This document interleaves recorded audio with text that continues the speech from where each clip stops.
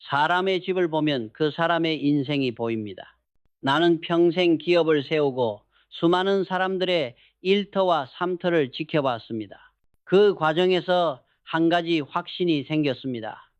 정리가 안 된 집은 돈이 새는 집이고, 돈이 새는 집은 에너지가 새고, 에너지가 새는 집은 결국 기회까지 놓치는 집이다.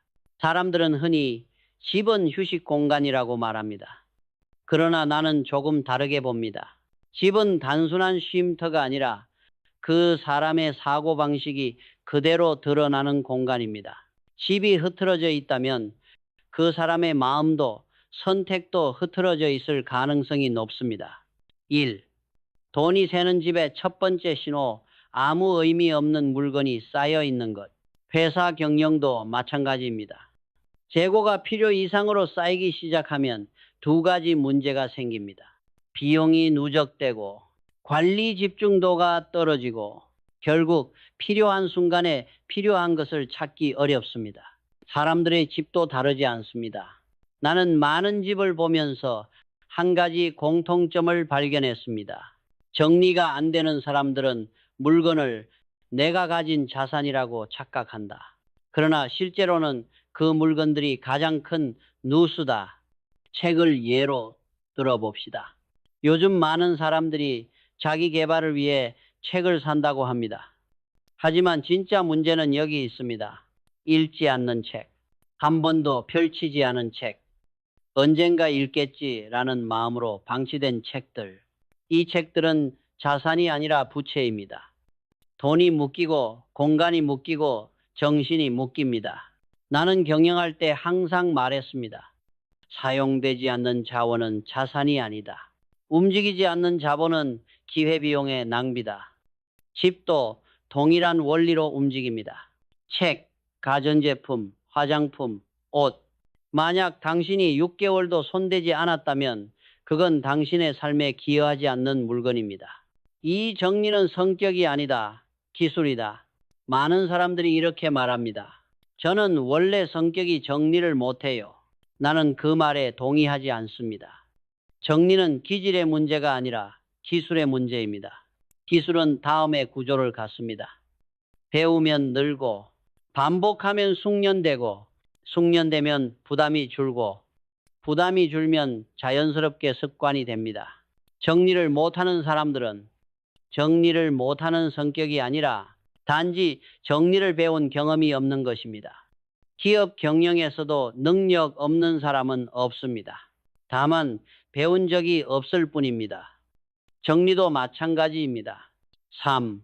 작은 공간 하나를 바꿀 때 인생이 움직이기 시작한다. 사람들은 항상 큰 계획을 세우며 실패합니다. 회사를 바꿀 때도 자신의 삶을 바꿀 때도 그렇습니다. 이번 주말에 집 전체를 다 정리해야지. 이번에 확 한번 다 치워버려야지. 이런 계획은 10중 8구 무너집니다. 왜냐하면 사람의 의지는 그렇게 오래 지속되지 않기 때문입니다. 내가 젊은 직원들에게 항상 강조하던 원칙이 있습니다. 크게 바꾸려 하지 마라. 작게 바꾸고 그 작은 변화를 매일 지속해라. 정리의 시작도 똑같습니다. 현관 한 칸, 책상 한 면, 서랍 하나, 이 공간 하나만 정리해도 인간의 감정 시스템은 즉시 반응합니다. 눈이 가벼워지고 마음이 맑아지고 불필요한 짐들이 사라진 느낌이 들고 더 정리하고 싶다는 동기가 생깁니다. 정리는 머리로 하는 것이 아니라 몸이 반응해야 습관이 됩니다. 그 반응을 만드는 가장 쉬운 방법은 작은 성공을 먼저 체험하는 것입니다. 4. 경험이 없는 사람은 불편함조차 느끼지 못한다. 정리 못하는 사람들의 가장 큰 문제는 집이 엉망이어도 아무렇지 않다는 데 있습니다. 정리가 잘 된 집에서 오래 살았던 사람은 조금만 어지럽혀져도 마음이 불편합니다. 그러나 평생 어지럽혀진 환경에 익숙한 사람은 그 불편함을 감지하는 감각 자체가 없습니다. 기업도 같습니다. 관리 체계가 없는 회사는 문제가 많아도 문제인지 모릅니다. 그게 더 무섭습니다. 삶도 동일합니다. 따라서 정리의 첫 단계는 정돈된 공간이 주는 감정 경험을 만드는 것입니다. 편안함, 집중감, 여유, 질서감, 마음의 평온, 이 감정을 경험해야 사람은 그 감정을 잃기 싫어서 정리를 유지하기 시작합니다. 정리란 억지로 하는 것이 아니라 좋은 감정에 중독되는 과정입니다. 5. 가족 때문에 정리가 막히는 사람들에게 많은 사람들이 이렇게 호소합니다. 남편이 못 버리게 해요. 부모님이 물건을 쌓아둬요. 아이들이 치우질 않아요. 나는 이렇게 말합니다. 정리는 독단으로는 절대 완성되지 않는다. 가족은 함께 사는 팀이다. 가족 때문에 정리가 어렵다면 원인이 하나입니다. 정리를 주제로 한 대화가 단 한 번도 제대로 이루어진 적이 없다. 사람마다 물건을 대하는 감정이 다릅니다. 따라서 이런 원칙이 필요합니다. 타협할 수 없는 영역부터 정리한다. 기한 지난 식품, 약품, 유통기한 지난 건강식품. 이것은 안전 문제이므로 감정의 영역이 아닙니다. 수치와 기준을 합의한다. 옷장은 10-20% 비워둔 상태, 유지. 3년 동안 안 쓰면 정리 대상. 같은 물건 5개 이상은 보유 금지 등 수치가 있어야 감정 싸움이 줄어듭니다. 기업이 규정 없이 돌아갈 수 없듯 가정도 원칙이 있어야 질서가 생깁니다. 6. 결론 정리는 삶의 수준을 결정한다. 정리라는 것은 단순히 집을 치우는 행동이 아닙니다. 정리는 다음을 정리하는 과정입니다. 사고방식, 감정, 우선순위, 돈의 흐름, 삶의 질. 나는 평생 기업을 운영하면서 수많은 사람을 지켜보았습니다. 성공하는 사람은 단 한 가지 공통점이 있습니다. 불필요한 것을 과감히 버릴 줄 안다. 그리고 필요한 것을 명확히 구별한다. 정리란 결국 무엇을 버리고 무엇을 남길지 결정하는 힘입니다. 이 힘을 갖는 사람만이 돈도 시간도 기회도 놓치지 않습니다. 사람들은 가정이 기업과 다르다고 말합니다. 그러나 나는 평생의 경험으로 단언할 수 있습니다. 가정에는 돈이 오가고 물건이 흐르고 시간이 쌓인다. 이 세 가지가 있는 곳이라면 관리가 필요하고 관리 없는 공간은 반드시 무너진다. 기업이 재고 관리에 실패하면 현금 흐름이 막히고 창고는 쓸모없는 물건으로 가득 차며 결국 생산성은 땅에 떨어집니다. 가정도 똑같습니다. 물건의 흐름을 관리하지 못하면 돈이 새고 집은 창고가 되고 삶의 효율은 급격히 떨어집니다. 1. 정리가 안 된 집이 부자의 집이 될 수 없는 이유. 부자들의 집과 그렇지 않은 집의 차이는 인테리어의 고급스러움이 아닙니다. 나는 수많은 CEO의 집을 방문해 봤습니다. 그들의 집에는 한 가지 공통점이 있습니다. 사용하지 않는 물건이 거의 없다. 그들은 이런 철학을 갖고 있습니다. 내 삶에 기여하지 않는 물건은 내 공간을 차지할 자격이 없다. 이것은 단지 집의 미감 문제가 아니라 정신구조의 문제입니다. 불필요한 물건을 쌓아두는 사람은 불필요한 감정, 불필요한 관계, 불필요한 지출도 똑같이 쌓아두는 경향이 있습니다. 특히 정리가 안 된 집에서 사는 사람들은 이런 흐름에 매우 익숙합니다. 쓸모없는 물건을 보고도 문제를 느끼지 못하고 돈이 새는 구조를 보면서도 감각이 둔해지고 결국 낭비를 일상으로 받아들입니다.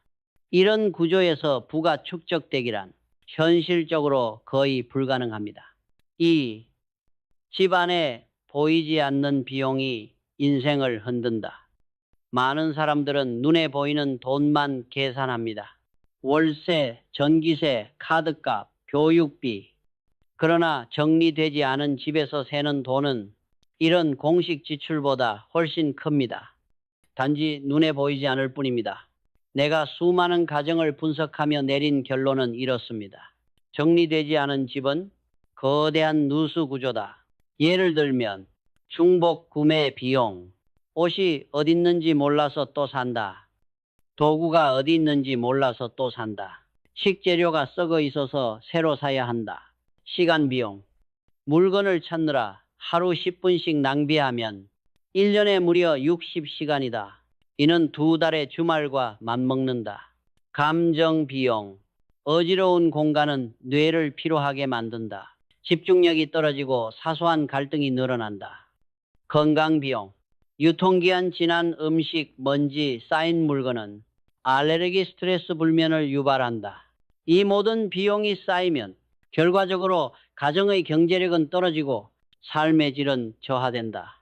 기업에서 이런 구조라면 위기경영이라는 단어를 써야 할 수준입니다. 3. 집을 지배하는 물건의 법칙. 들어오는 속도가 나가는 속도보다 빠르면 반드시 붕괴한다. 모든 공간에는 수용 가능한 용량이 있습니다. 옷장에는 옷장이 수용할 수 있는 양이 있고 주방에는 주방이 감당할 수 있는 양이 있습니다. 그러나 대부분의 사람은 이 원리를 전혀 이해하지 못합니다. 그들은 이렇게 말합니다. 아직 공간이 조금 남았잖아. 언젠가 쓰겠지. 버리기 아까워. 이건 추억이 있어. 이런 태도가 누적되면 집은 금세 붕괴합니다. 내가 성장기 삼성 창업을 준비하던 시절 나는 한 가지 원칙을 매우 강하게 지켰습니다. 정리되지 않은 공간은 절대 효율을 만들지 못한다. 공간이 흐트러진 변하는 순간 그 공간의 생산성, 집중력, 사고의 명료함이 모두 흔들립니다. 그래서 당신의 집이 지금 정리가 안 되어 있다면 지금 당장 의식해야 합니다. 그것은 단순한 지저분함이 아니라 삶의 구조가 무너지고 있다는 신호입니다. 4. 물건과의 관계를 단절하지 못하는 사람들. 정리를 못하는 사람들은 물건과 감정적으로 얽혀 있습니다. 나는 이를 과도한 애착 시스템이라고 부릅니다. 그들은 물건을 버리려 하면 불안해합니다. 돈 주고 샀는데, 아깝잖아. 추억이 있는데, 언젠가 필요할지도 몰라. 하지만 나는 이렇게 말합니다. 물건은 쓸 때만 가치가 있다. 사용되지 않는 물건은 추억도 아니고 자산도 아니다. 그것은 단지 당신의 공간을 빼앗는 비용일 뿐이다. 사람들은 추억을 물건으로 보관하려 합니다. 그러나 추억은 물건에 있는 것이 아니라 경험과 감정 속에 있습니다. 당신이 오늘 버린 물건 때문에 추억이 사라지지 않습니다. 단지 공간을 되찾을 뿐입니다. 5. 가족은 정리의 가장 어려운 변수이지만 동시에 가장 중요한 변수다. 가족 때문에 정리가 막힌다는 사람들을 나는 너무 많이 봤습니다. 부모님은 못 버림, 남편은 버리면 화냄, 아이들은 정리를 싫어함. 그러나 본질은 이겁니다. 정리는 공간의 합의가 필요하지만 대부분의 가족은 이 합의가 없다. 기업에서는 모든 공간, 창고, 서류, 자원에 정확한 기준이 있습니다. 사용 기한, 수량 제한, 폐기 기준, 보관 규칙. 하지만 가정에는 이런 기준이 없습니다. 엄청난 양의 물건이 들어오는데 나가는 기준은 희박합니다. 그래서 나는 이렇게 말합니다. 아느나마로 게마로 그러하나 가정이 평화롭고 부유해지려면 정리 기준을 숫자로 만들라. 예, 3년 동안 안 쓰면 정리. 같은 물건 3개 이상 소유하지 않음. 옷장은 80%까지만 채우고 20%는 비워둠. 냉장고의 모든 음식은 기한을 기준으로 순환. 규칙이 생기면 감정 싸움이 줄어들고 정리의 효율이 올라갑니다. 6. 정리가 되면 생각이 명료해지고 생각이 명료해지면 선택이 달라진다. 언젠가 한 고위 임원이 내게 이렇게 말했습니다. 회장님, 이상하게도 집을 정리하고 나니 머리가 맑아지고 결단력이 살아나는 느낌이 듭니다. 나는 웃으며 답했습니다. 그것은 당연한 일입니다. 정리의 본질은 공간을 치우는 것이 아니라 뇌의 부담을 제거하는 일입니다. 심리학에서도 증명되어 있습니다. 어지러운 공간은 뇌를 소모시키고 선택 능력을 떨어뜨리며 피로를 쌓이게 하고 스트레스를 증가시키며 창의성과 집중을 떨어뜨립니다. 당신이 정리를 시작하는 순간 이 모든 부담이 사라지고 뇌는 비로소 생산적인 일에 에너지를 쓰기 시작합니다. 기업도, 가정도, 개인도 정리가 되면 삶의 의사결정이 가벼워집니다. 결론 정리는 돈, 시간, 감정, 에너지를 구하는 가장 싸고 가장 확실한 방법이다. 나는 평생 경영을 하며 본질적인 원가 절감이라는 단어를 수백 번 사용했습니다. 가정에서 가장 본질적인 절감은 정리입니다. 정리는 물건을 줄이고 지출을 줄이고 시간 낭비를 줄이고 감정 소모를 줄이고 공간을 회복하고 뇌 부담을 줄이고 결국 삶의 질을 끌어올립니다. 이 모든 것을 가능한 방법은 많지 않습니다. 그러나 정리는 그 중에서도 가장 빠르고 싸고 누구나 즉시 실행할 수 있는 방법입니다. 내가 사람을 볼 때 가장 먼저 보는 것은 그 사람의 말투도 아니고 경력도 아니다. 나는 가장 먼저 그 사람의 환경을 본다. 왜냐하면 환경이 그 사람의 수준을 결정하기 때문이다. 나는 수십 년 동안 수많은 인재를 발탁하고 수천만 평의 공장, 수만 명의 직원을 관리하며 한 가지 진실을 깨달았다. 사람은 환경을 만든다고 생각하지만 사실은 환경이 사람을 만든다. 정리가 안 된 공간에서 사는 사람은 정리가 안 된 생각을 하고 정리가 안 된 감정을 쓰고 정리가 안 된 선택을 하며 산다.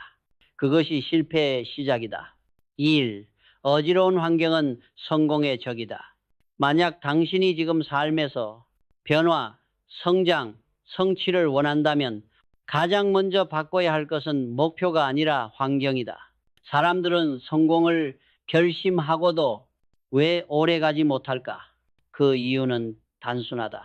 환경이 그 결심을 뭉개버리기 때문이다.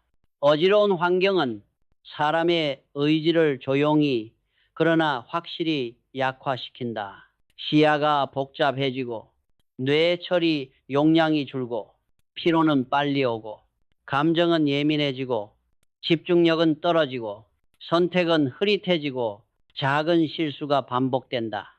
이것은 의지의 문제가 아니다. 환경이 의지를 이긴 것이다. 나는 삼성 초기 시절 어떤 직원에게도 같은 메시지를 주었다. 어지러운 책상에서 큰 결정을 기대하지 마라. 생산성과 통찰력은 깨끗한 환경에서 시작된다. 2. 환경이 사람을 조종하는 방식. 사람은 환경을 지배한다고 믿는다. 그러나 실제로는 환경이 사람의 행동을 80% 이상 지배한다. 예를 들어보자. 냉장고가 정리되어 있지 않으면 건강한 식습관은 절대 유지되지 않는다. 책상이 복잡하면 업무 효율은 절대 올라가지 않는다. 현관이 어지러우면 하루의 시작이 어둡게 시작된다. 옷장이 엉켜 있으면 출근 준비가 불안하게 시작된다. 이것은 심리학적, 뇌과학적, 행동경제학적으로 모두 같은 결론을 말한다. 환경은 의지를 이긴다. 정리가 되면 행동이 바뀌고 행동이 바뀌면 삶이 바뀐다. 그러므로 성공을 원한다면 가장 먼저 바꿔야 할 것은 목표가 아니라 집 안의 환경이다. 3. 정리가 안 된 사람에게 나타나는 5가지 공통신호. 내가 수천 명의 직원을 보고 수백 개의 가정을 분석하며 정리가 안 된 사람들의 특징을 5가지로 정리했다. 일을 시작하면 금방 피곤해진다. 뇌는 시각적 혼란을 피로로 받아들인다. 정리가 안 된 공간은 실제보다 2배의 에너지를 소비하게 만든다. 결정력이 낮다. 옷, 책상, 주방 모든 공간에서 결정이 필요하기 때문이다. 사소한 선택이 많아질수록 큰 결정을 할 힘이 줄어든다. 감정 기복이 크다. 어지러운 공간은 스트레스 호르몬을 자극한다. 그래서 작은 일에도 짜증이 생긴다. 소지출이 많아진다. 물건을 찾지 못해 다시 사고 중복 구매가 늘고 유통기한 지난 음식 약품을 버리며 돈이 계속 새어나간다. 삶이 반응적이다. 환경에 반응하며 살지 주도적으로 선택하며 살지 못한다. 나는 이 중 가장 위험한 것이 마지막이라고 생각한다. 정리되지 않은 환경은 주도적인 삶을 빼앗는다. 환경이 흐트러진 사람은 환경에 끌려다니는 삶을 살게 된다. 정리의 본질은 버리는 힘이다. 사람들은 정리를 치우는 기술이라고 생각한다. 그러나 나는 단호하게 말한다. 정리는 버리는 능력이다. 버리지 못하는 사람은 절대 성장하지 못한다. 나는 경영하면서 수많은 회사를 인수하고 줄이고 키웠다. 그 과정에서 한 가지를 배웠다. 불필요한 공장은 과감히 정리했고, 의미 없는 사업은 통폐합했고, 회복 불가능한 시스템은 과감히 갈아엎었다. 이것은 잔혹함이 아니라 기업 생존의 원칙이다. 가정도 다르지 않다. 사용하지 않는 옷, 기억나지도 않는 서류, 중복된 물건, 고장난 소형 가전, 3년간 안 쓴 물건, 이 모든 것은 당신의 삶의 효율을 잡아먹는 잡음이다. 성공하려면 인생에서 잡음 노이즈를 제거해야 한다. 정리가 곧 잡음 제거다. 5. 가정이 무너지는 조용한 방식, 정리를 미루는 습관. 가정이 망하는 방식은 소리가 크지 않다. 파산처럼 한 번에 일어나지 않는다. 천천히 그러나 확실하게 일어난다. 정리를 미루는 작은 선택들이 하루, 일주일, 한 달, 몇 년 이렇게 쌓이면서 집은 서서히 침몰한다. 어지러운 현관, 가득 찬 식탁, 쌓여가는 택배 박스, 찾지 못하는 생활용품, 꽉 막힌 옷장, 사용하지 않는 책과 물건들. 이 패턴이 쌓이면 가정은 기능을 잃는다. 나는 이렇게 표현한다. 정리를 미루는 집은 마치 녹이 쓰는 기계와 같다. 처음에는 티가 나지 않지만 어느 순간 견딜 수 없게 된다. 그리고 그때는 이미 너무 늦어 있다. 6. 정리는 단순히 공간을 치우는 것이 아니라 삶의 방향을 바로잡는 일이다. 정리를 시작하면 세 가지가 분명히 바뀐다. 생각이 선명해지고 아는 줄것, 불필요한 자극이 줄어들면서 뇌가 명료해진다. 이 선택이 빨라지고 매일 하는 수많은 작은 결정이 줄어들어 큰 결정에 에너지를 쓸 수 있게 된다. 감정이 안정된다. 공간이 안정되면 감정도 안정된다. 이 세 가지는 성공하는 사람들의 가장 큰 특징이다. 명료한 생각, 빠른 선택, 안정된 감정, 정리된 공간은 이 세 가지를 동시에 제공한다. 그래서 나는 말한다. 정리란 삶의 시스템을 바로 세우는 일이다. 7. 환경을 바꾸면 성격이 바뀌고 성격이 바뀌면 인생이 바뀐다. 사람들은 성격이 고정되어 있다고 믿는다. 그러나 나는 평생 사람을 보며 이렇게 느꼈다.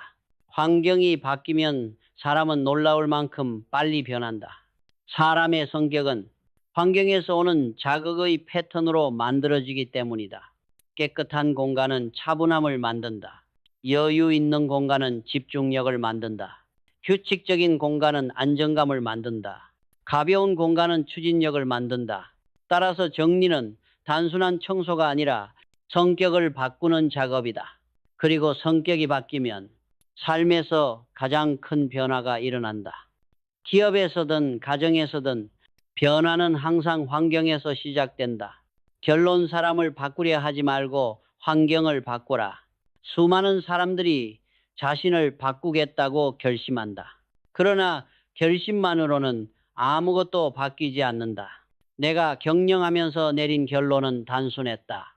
환경을 바꿔라. 그러면 사람은 자연스럽게 바뀐다. 정리가 잘 된 집에서 사는 사람은 규율을 배우고 절제를 배우고 효율을 배우고 심리적 평안을 얻는다. 그것은 결국 인생을 바꾸는 힘이 된다. 사람들은 집이 어질러져 있는 것을 단순히 정리가 부족해서 그렇다고 말한다. 그러나 나는 조금 더 깊게 본다. 정리가 안 된 공간은 그 사람의 행동을 무너뜨리고 그 행동은 결국 그 사람의 품질을 떨어뜨린다. 사람의 품질만 거창한 도덕에서 나오지 않는다. 생활의 작은 습관, 환경의 질서, 마음의 구조, 이 작은 요소들이 모여 그 사람의 전체 품질을 만든다. 그래서 나는 늘 강조한다. 정리는 사람의 품질을 결정한다. 품질이 없는 사람은 성공할 수 없다. 1. 품질 없는 공간은 품질 없는 삶을 만든다. 내가 기업을 키우며 가장 신경 쓴 것은 기술도 건물도 장비도 아니었다. 사람의 품질이었다. 그리고 그 품질은 반드시 환경 속에서 드러난다. 특히 이런 환경은 사람의 삶을 조용히 잠식한다. 너무 많은 물건, 방치된 것들, 찾지 못하는 것들, 필요 없는 감정이 묻은 것들, 기한 지난 물건들, 결정을 방해하는 요소들, 이러한 요소들이 쌓이면 사람은 점점 느려지고 둔해지고 예민해지고 집중력을 잃어간다. 나는 이것을 환경의 침식작용이라고 부른다. 환경은 빠르게 무너뜨리지 않는다. 조용히 그러나 확실하게 사람을 갉아먹는다. 이 정리가 안 된 사람의 가장 위험한 특징, 자기 자신을 속인다. 정리를 못하는 사람들은 스스로에게 이런 말을 자주 한다. 시간 나면 하지 뭐. 지금은 바쁘니까 나중에. 언젠가는 쓰겠지. 아까우니까 버릴 수 없어. 이 정도면 괜찮아. 나는 이런 변명을 회사에서도 수도 없이 들어왔다. 그리고 잘 알고 있다. 자기 합리화는 노력하지 않는 사람이 쓰는 가장 흔한 기술이다. 정리를 미루는 사람들은 결코 물건 때문에 힘든 것이 아니다. 결정하기 싫어서 힘든 것이다. 버릴지 말지 결정하기 싫고, 남길지 말지 판단하기 싫고, 기준을 세우기 싫고, 책임지기 싫다. 그래서 물건이 쌓이면 사람은 스스로를 속이기 시작한다. 정리를 못하는 집의 가장 큰 문제는 물건이 많다는 게 아니라 결정을 피하는 습관이 굳어졌다는 것이다. 이 습관은 일에서도 돈에서도 관계에서도 똑같이 나타난다. 3. 정리의 핵심은 결정력이다. 정리를 잘하는 사람은 물건을 치우는 사람이 아니다. 정리를 잘하는 사람은 결정력이 있는 사람이다. 이것은 지금의 나에게 필요하다. 이것은 지금의 나에게 필요하지 않다.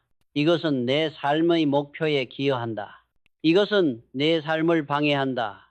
이것은 남기고, 이것은 버리고, 이것은 대체하고, 이것은 최소화하고. 결정이 빠른 사람은 삶의 모든 영역에서 속도가 붙는다. 기업 경영에서 가장 위험한 행동은 결정을 미루는 것이다. 가정도 인생도 마찬가지다. 우리는 물건을 정리한다고 생각하지만 사실은 결정 능력을 훈련하고 있는 것이다. 4. 정리 못하는 사람들은 불확실성에 약하다. 정리를 못하는 사람들이 버리지 못하는 가장 큰 이유는 불안 때문이다. 버리면 다시 필요할까봐, 돈이 아까울까봐, 추억이 사라질까봐, 잘못 결정할까봐, 손해볼까봐. 이 불안은 정리가 아니라 인생 전체에 영향을 끼친다. 나는 이렇게 말한다. 결정을 두려워하는 사람은 결코 큰 인생을 살지 못한다. 정리는 이 불안을 극복하는 훈련이다. 버릴 때 느껴지는 작은 두려움을 극복하는 경험이 쌓이면 사람은 큰 결정을 훨씬 더 잘하게 된다. 그래서 정리는 비용이 가장 적게 드는 결단력 훈련 도구다. 5. 집 안의 물건은 정서적 신호다. 나는 집 안의 물건을 단순한 물체로 보지 않는다. 집 안의 모든 물건은 주인의 정서 상태를 반영한다. 예를 들면 책이 쌓여 있다면 노력하고 싶은 마음은 있지만 실천력은 부족하다.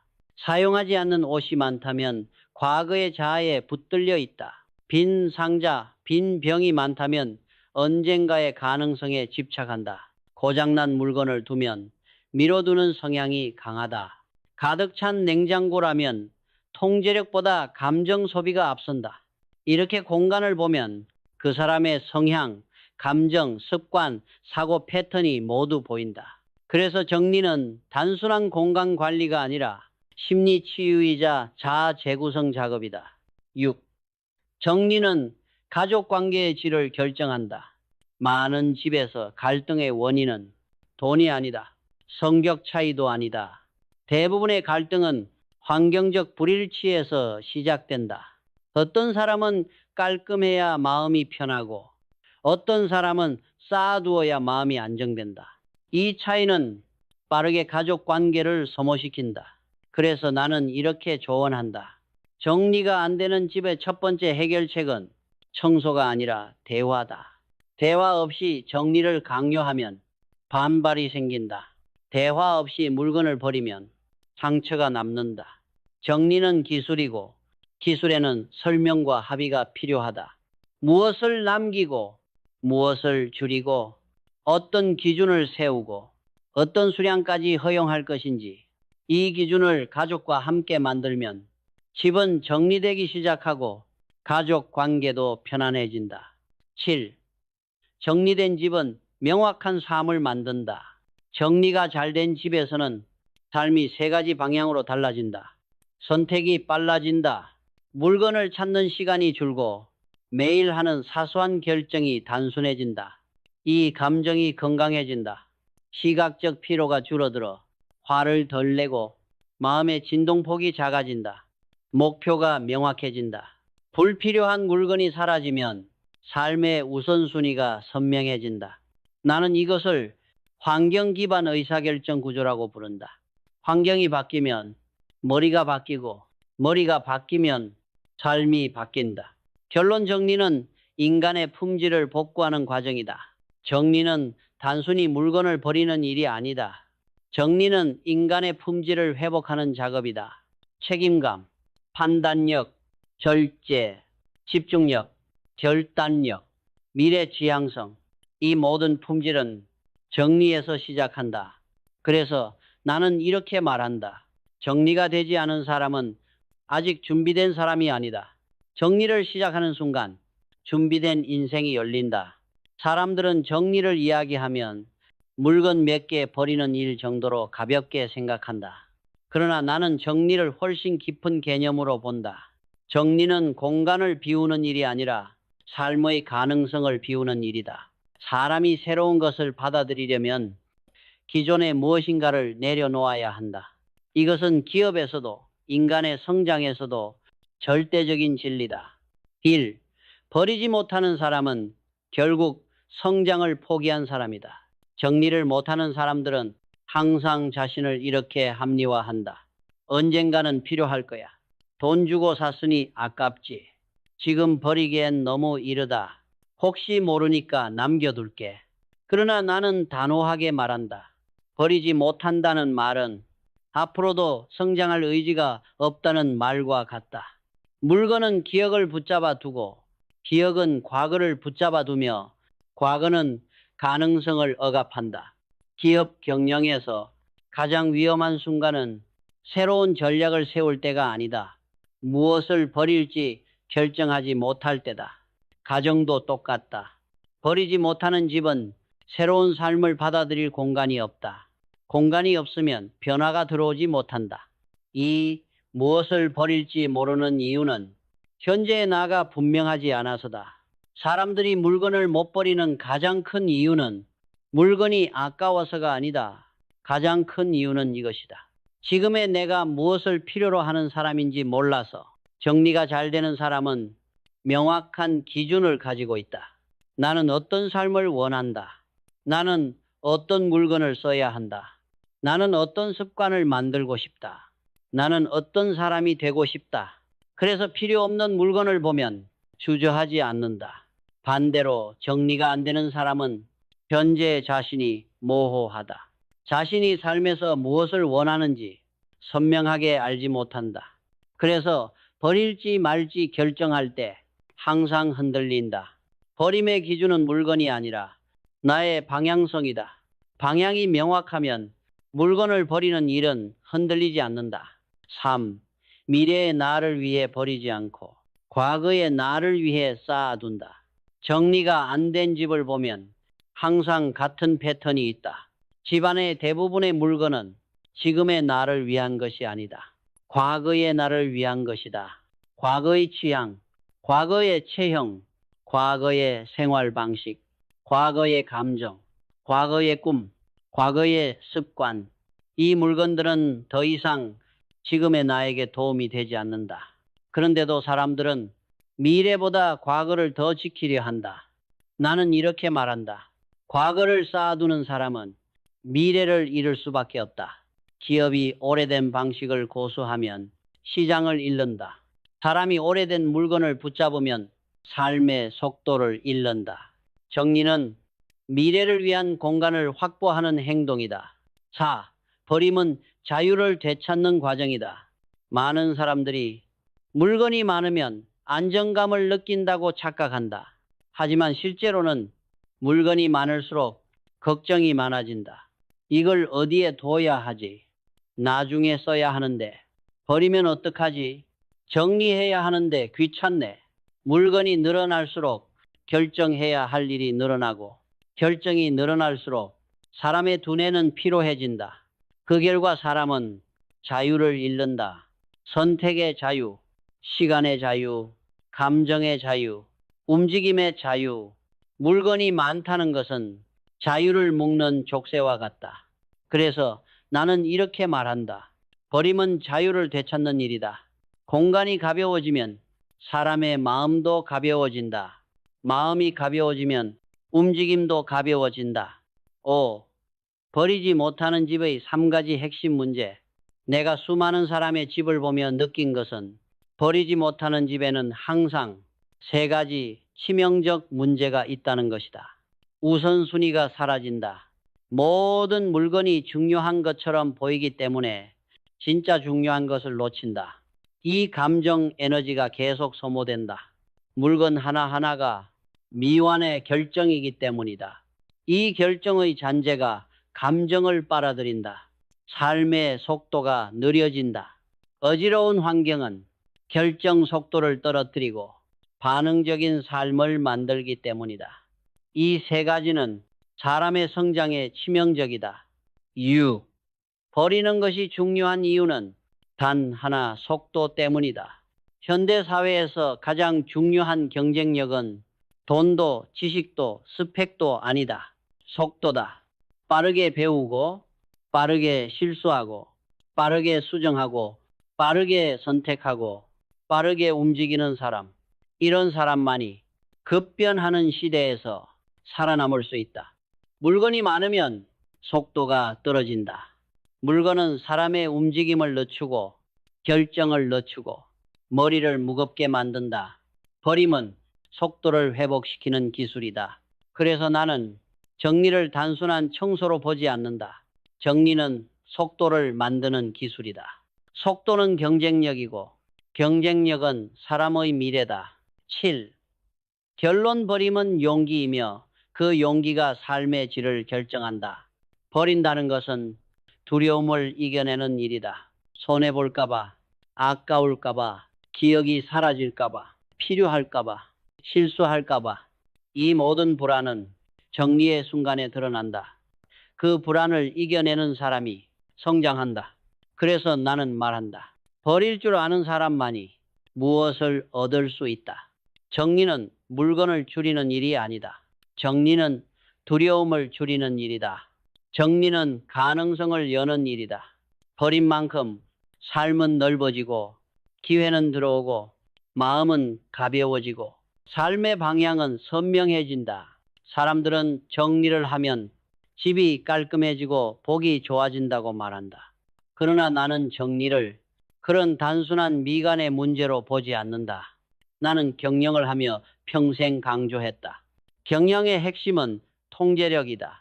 통제력을 잃으면 회사도 사람도 가정도 무너진다. 정리는 바로 잃어버린 통제력을 회복하는 기술이다.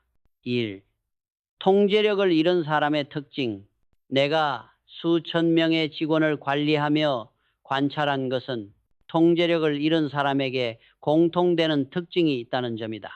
일이 항상 쫓기고 감정이 흔들리고 작은 문제도 크게 느껴지고 중요한 것보다 급한 것만 처리하고 매일 피곤하고 마음이 안정되지 않는다. 이런 사람의 집을 보면 거의 예외 없이 정리가 되어 있지 않다. 왜냐하면 환경은 사람의 사고방식과 삶의 구조를 그대로 반영하기 때문이다. 사람은 환경을 정리한다고 믿지만 실제로는 사람의 내면 상태가 환경에 그대로 드러나는 것이다. 그리고 그 반대도 성립한다. 환경이 엉망이면 사람의 내면도 엉망이 된다. 이 공간이 복잡하면 생각도 복잡해진다.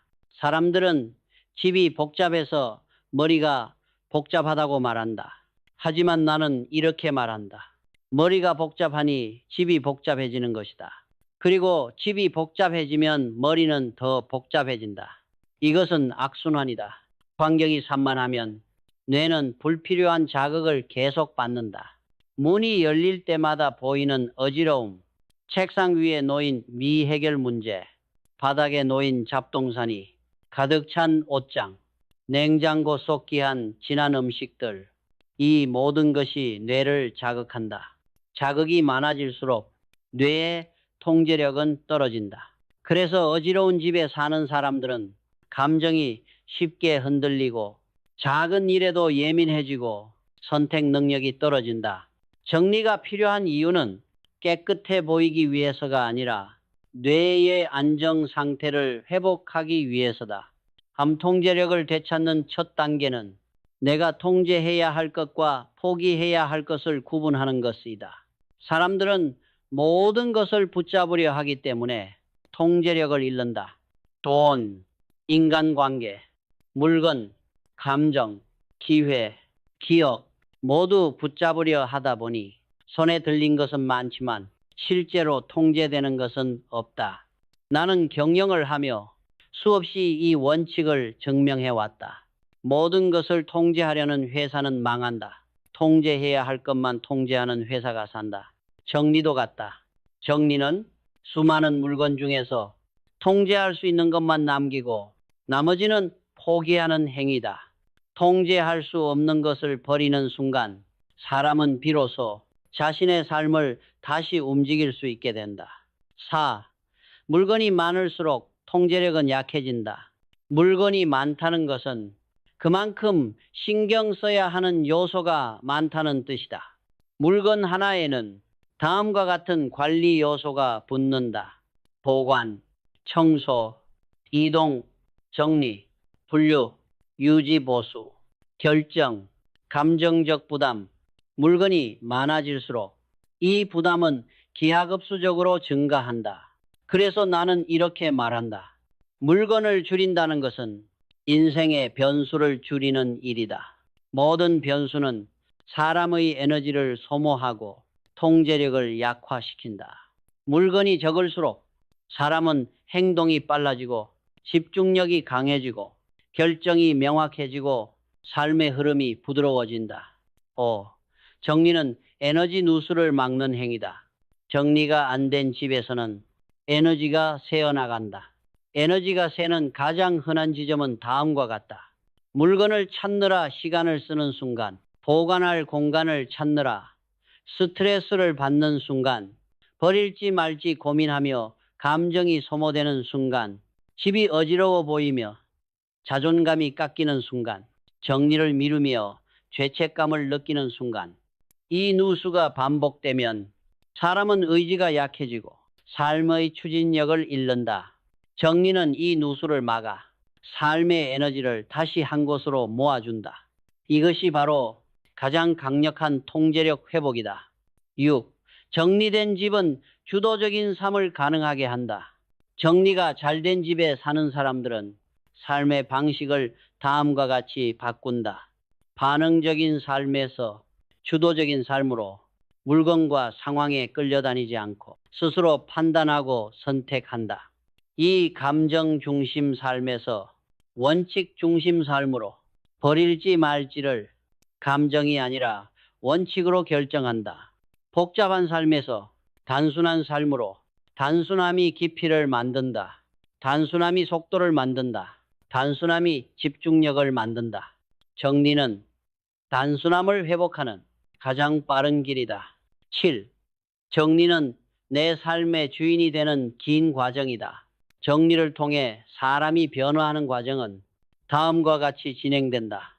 1크 환경이 가벼워지고 2비그 생각이 선명해지고 3더 결정이 빨라지고 4모 감정이 안정되고 5 행동이 주도적이 되고 6 삶의 방향이 뚜렷해지고 실리 통제력이 회복된다. 이 과정이 반복되면 사람은 더 이상 환경에 흔들리지 않는 사람이 된다. 나는 그것을 자기 자신을 경영할 줄 아는 사람이라고 부른다. 회사도 그렇다. 경영자가 회사를 제대로 통제하면 회사는 안정되고 성장한다. 사람도 그렇다. 자신을 통제할 줄 알면 삶은 흔들리지 않는다. 결론 정리는 통제력을 되찾는 가장 경제적인 경영 기법이다. 정리의 목적은 깨끗함이 아니다. 그것은 단지 결과일 뿐이다. 정리의 진짜 목적은 다음이다. 마음의 질서를 세우고 감정의 균형을 잡고 선택을 단순하게 만들고 에너지 누수를 막고 삶의 속도를 회복하고 자신을 다시 주인이 되게 만드는 것. 나는 이렇게 말한다. 정리는 인생을 경영하는 첫 단계다. 정리가 되는 순간 몸이 움직이고 생각이 정리되고 감정이 안정되고 삶의 수준이 올라간다. 정리는 결국 삶의 근본을 흔드는 힘이다. 내가 평생 기업을 경영하며 가장 강조한 능력은 재능도 성실함도 경험도 아니었다.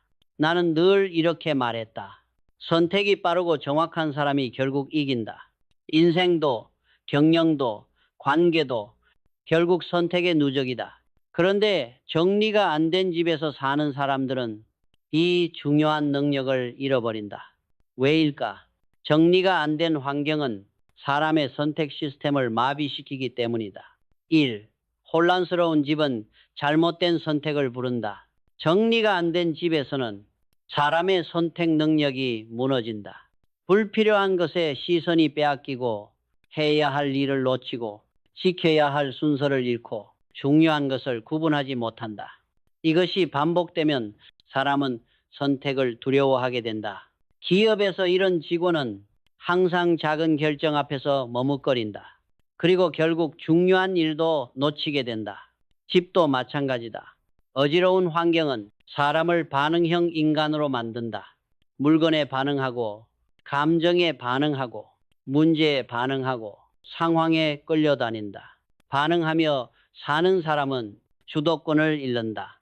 주도권을 잃은 사람은 정확한 선택을 하지 못한다. 이 선택 능력은 환경의 단순함 속에서 자란다. 나는 수많은 임원과 직원에게 동일한 조언을 반복했다. 복잡한 환경에서는 올바른 선택이 나올 수 없다.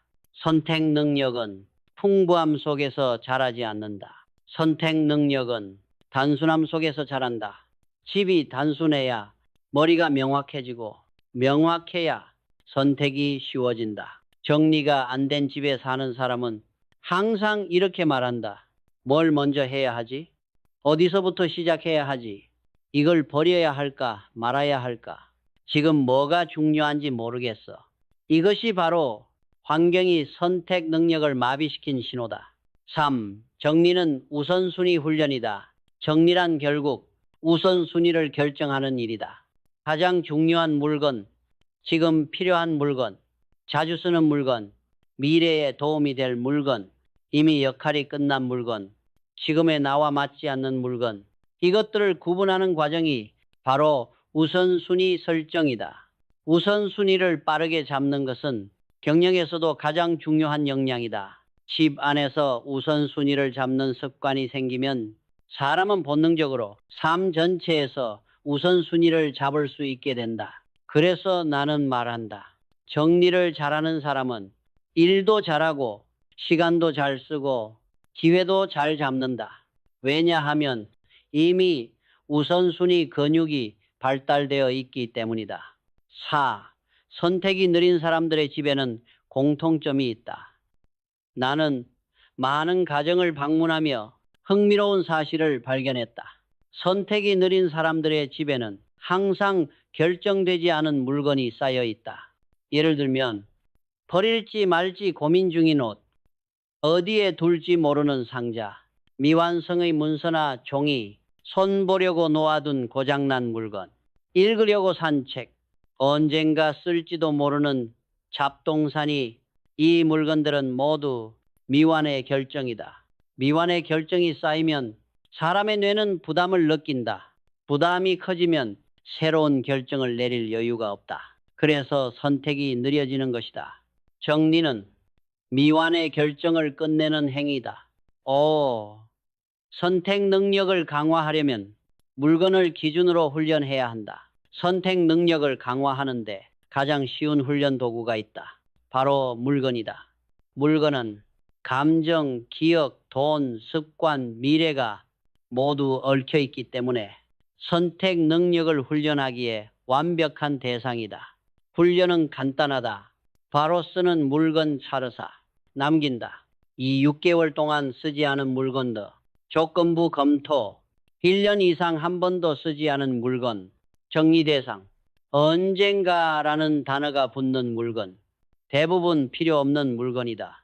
이 단순한 기준만으로도 사람의 선택 능력은 놀라울 만큼 빠르게 발전한다. 6. 정리는 미래를 선택하는 힘을 만든다.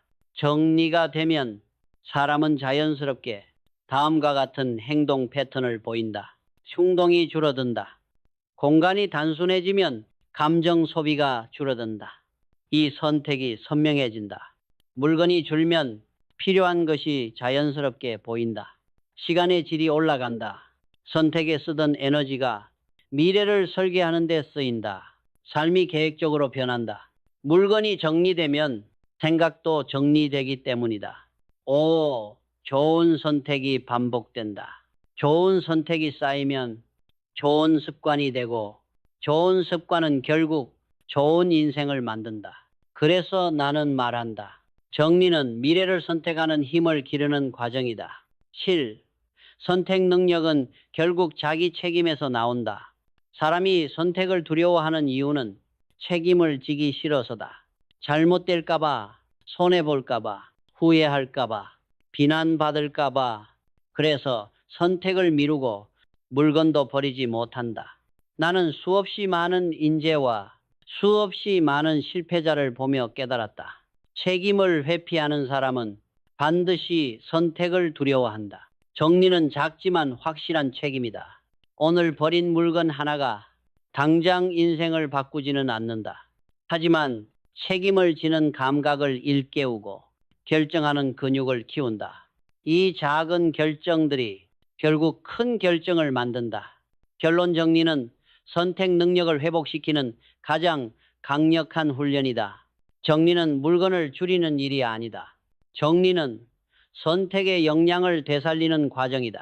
선택의 속도, 선택의 명확성, 선택의 기준, 선택의 용기, 선택의 책임. 이 5가지가 모여 사람의 인생을 결정한다. 나는 평생 경영을 하며 수많은 성공과 실패를 지켜보았다. 성공한 사람들에게는 언제나 공통점이 있었다. 그들은 결정이 빠르고 선택이 명확했으며 책임을 회피하지 않았다. 정리는 바로 이 능력을 키우는 가장 근본적 훈련이다. 정리가 되는 순간 사람은 선택할 수 있게 되고 선택할 수 있게 되면 삶은 원하는 방향으로 움직이기 시작한다. 사람들은 정리를 하면 모든 문제가 해결될 것처럼 생각한다. 그러나 나는 다르게 본다. 정리는 끝이 아니라 출발점이다. 정리를 한다고 해서 바로 성공하는 것도 아니고 바로 인생이 달라지는 것도 아니다. 하지만 정리는 변화를 만들어낼 수 있는 유일한 문을 여는 작업이다. 나는 평생 경영을 하며 수많은 전략과 혁신을 시도했다. 그러나 아무리 좋은 전략도 시작할 수 있는 환경이 없다면 그 전략은 죽은 전략에 불과하다. 집과 인생도 똑같다. 정리되지 않은 환경에서 어떤 변화도 오래가지 않는다. 1. 가장 위험한 착각. 정리는 한 번 하면 끝나는 일이다. 정리를 어렵게 만드는 첫 번째 이유는 사람들이 정리를 이벤트로 보기 때문이다. 이번 주에 한 번에 다 치워야지. 날 잡고 싹 정리해야지. 휴가 때 한 번에 끝내야지. 이런 방식은 절대 지속되지 않는다. 기업에서도 마찬가지다. 한 번의 혁신으로 회사가 영원히 성장하는 법은 없다. 혁신은 문화가 되어야 하고 정리도 습관이 되어야 한다. 정리가 습관이 되지 않으면 집은 다시 원래의 모습으로 돌아간다. 그래서 나는 이렇게 말한다. 정리는 한 번의 사건이 아니라 반복되는 시스템이다. 시스템이 없는 정리는 언제나 제자리로 돌아간다. 2. 정리는 가볍게 사는 힘을 만든다. 사람들은 물건을 줄이면 불편할 것이라고 생각한다. 하지만 실제로는 정리가 될수록 삶은 가벼워진다. 삶이 가벼워진다는 것은 다음에 힘을 얻는다는 의미다. 움직임의 속도가 빨라지고 이 감정의 흔들림이 줄어들고 결정 피로가 줄어들며 불필요한 관계 지출, 집착이 사라지고 시간이 선명하게 보인다. 이 5가지는 사람을 성장시키는 핵심 동력이다. 나는 평생 경영을 하며 이 말을 반복했다. 가벼운 조직이 빠르고 빠른 조직이 이긴다. 인생도 동일하다. 가벼운 사람만이 기회를 잡고 방향을 틀고 새로운 길을 만들어낸다. 정리는 삶을 가볍게 만드는 기술이다. 3. 정리가 되면 사람이 변하기 시작한다. 정리가 된 공간에서 사람은 자연스럽게 다음과 같은 변화를 겪는다. 마음이 평온해진다. 시각적 잡음이 사라지면 감정 폭이 줄어들고 오래 쌓인 스트레스가 풀린다. 이 시간 감각이 복구된다. 정리가 안 된 사람은 시간을 통제하지 못한다.